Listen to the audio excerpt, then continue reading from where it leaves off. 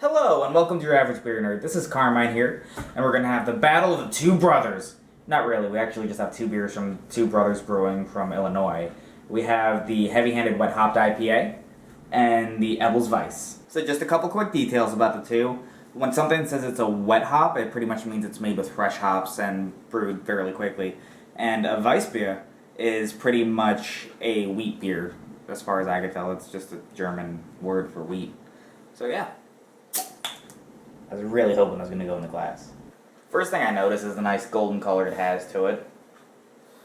Typical with wheat beers, Weiss beers, or Hefeweizens, whatever you want to call them. They're all generally the same thing. It's very nice citrusy scent, kind of a hint of banana in the smell, to be honest, which is interesting.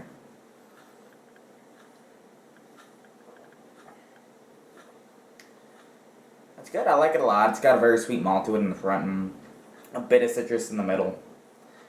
Like the slightest hop at the end, which is gonna be minuscule compared to the wet hopped IPA. So Weiss beers are pretty much brewed with more malted wheat as opposed to malted barley, which kind of gives it that yeasty flavor and scent. It's actually what I really like about it. It kind of has like a grainy taste to it, very reminiscent of wheat, if you will. It's got a very nice aftertaste. I enjoy it. So the first brother is definitely a very good Hefeweizen, and it's a very good overall beer. I definitely enjoy drink it again. I'm a big fan of Hefeweizens. Not my usual go-to, but I do enjoy them from time to time when I'm in the mood for them. So that's the first one. Let's see what the second one has to offer. Not bad. So I really and truly wonder if bottle opening is an actual art as far as having bottle opening tricks. If not, I think I'm going to invent it though. First thing I kind of notice about this, it has like an amber look. Very light on that side. And it's like a reddish copper, but not truly that dark. It's pretty transparent. It's not foggy like a Hefe like the last one. So this is the second brother, the heavy-handed wet hopped IPA. See how it compares? Definitely going to be a little more hoppy, way less malty and sweet and yeasty. Nobody likes yeast, except in beer.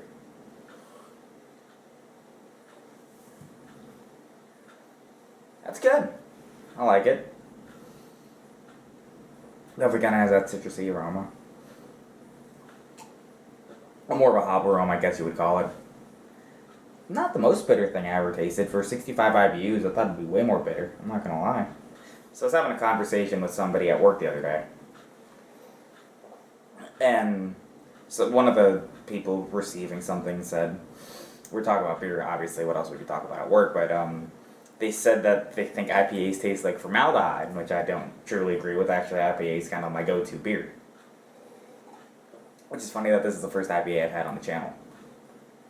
I've been informed my mustache licking of the leftover beer is bothering my camera woman. But it is No Shave November, so it ain't going nowhere. So after a brief conversation with my camera woman, it's been decided that the beard is going to be shaved, so don't get used to it. But I do really like this IPA. It is good. It's not the most bitter or hoppy thing I've ever had. I haven't had too many wet hopped IPAs, and they're kind of hard to find anyway, because when you actually pick the hops off a vine when they're fresh, if you want to brew with them, you got to brew with them for 24 to 48 hours. They lose all their bitterness and flavor and everything. So unless you use them right away, you actually got to dry hop them and conserve them. Although I do love the taste of hops and something that's about as bitter as my soul, it's not the most intense or flavorful IPA I've ever had. It's pretty good, but it's not. There's nothing special about it. There's nothing that says I would go straight back to the Two Brothers heavy-handed wet hopped IPA. I would not run back to it. There are certain IPAs that I completely adore, but this one just, it has a hop flavor and there's not really too much else to it. So, I mean, I would drink it again, but it would definitely not be one of my go-tos. So, this will be a very easy advertisement compared because it's the same company, but we're still battling Two Brothers. So, this one kind of looks almost as if it has fish scales on it, has a little swirly, which the bottle caps actually have the swirls on them too. But they're very straightforward. They are informative, though. I'll give them that much. They have the ABV, which this one's a 4.9.